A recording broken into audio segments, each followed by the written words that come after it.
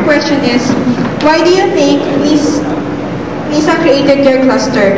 Do you think Misa can survive without your cluster? So Site Dixon says that only your cluster can uniquely do. We have an interesting question for you, Mr. Sean-Paul. Can you answer it? If you don't, you have to rap or dance. Well, I can answer that and rap and dance. So why is my cluster important? So bakit kaya? Ano ba yung e-services? E-services, as we all know, as brochure ba yan? It's a single most competent cluster. Well, in that sense. I'm not saying that the other clusters are not important.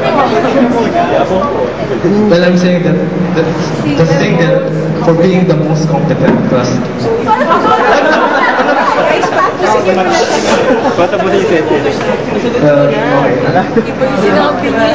Dilemmas. Now I'm gonna answer my question now. It's the competent cluster. One of the competent cluster that separates and uniquely identifies MISA from other student organizations, because we all know that we are only one of those that provide service contracts and IT support to clients within and outside the organization, which of course in turn forges and strengthens relationships between the members and give us the competitive edge in programming and management skills. So there. It seems you drew a lot of fire from the EB. Let's see if Mr. Darren had the same fire.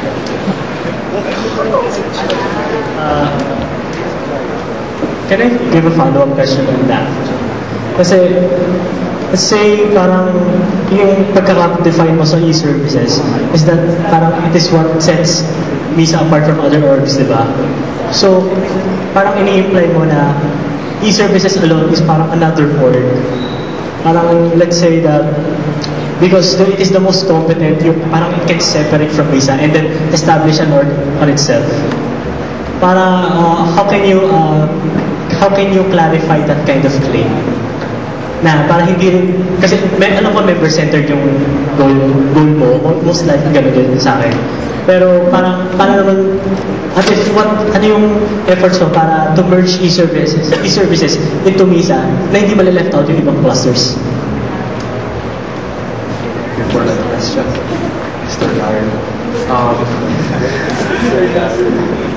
Yun nga, e-services provides IT support, but it cannot give IT support without the other clusters.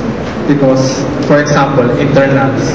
We need the help of internals for member formation. Diba? And for example, and another, externals. Kailangan namin mag-market for kasi parang chain effect yan yung mga clusters. Without internals, walang members, walang pupunta sa walang members e-serve, di ba? Externals, walang external clients or mag-market to others. So, di ba? Gets nyo, parang wala. And you were saying that e-services will not survive without internals, but I think e-services can actually have their own recruitment of people, which some other clusters are doing without the help of internals. So that I guess shows that e-services can be an organ itself. So how can you support your claim that e-services should be a part of the entire org and hindi siya dapat iwalay? Well, in that sense, it contradicts the oneness or unity of what MISA is trying to achieve. Apart from the outputs na come up natin with the projects and what we want is the outcome. Diba? Kung ano talaga yung tumalab sa atin as, nag-impact sa atin as individual persons. Hindi yung nagagawa natin na IT, system development, websites, and other applications. Hindi yan magagawa kung hindi tayo sama-sama. Kasi doon lang. Follow-up question lang. Your review of e-services mentioned that this platform is somewhat similar to right now, di ba? Or It's sorry. Dardar. Pero before kasi, this objective is also about member-orientedness, if I believe. Yes. So this year, meaning, ang ginagawa ng services this year is to become member-oriented. What is your actual involvement in that strategy this year? Actual involvement. So I can summarize my actual involvement there in 4 parts. I can train and monitor I class. mean, this year, what have you done? This year. Yeah, driven the That's year. Well, my current position now is a senior developer and maybe, ano?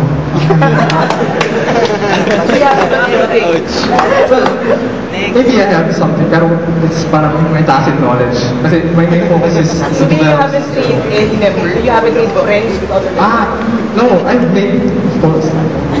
No, I mean freshmen, sophomore, third year. Well, dalawa years siguro wala. So in short, none.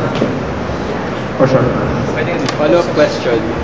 Are you ready to be the VP of e-services? Are you ready to be the VP of e-services? I'm born ready. Why? Okay, Because not only that I have the talent or skills for what I can do, but because I have the determination and willingness to actually manage what my cluster can do and achieve. Do you think Dardar has that?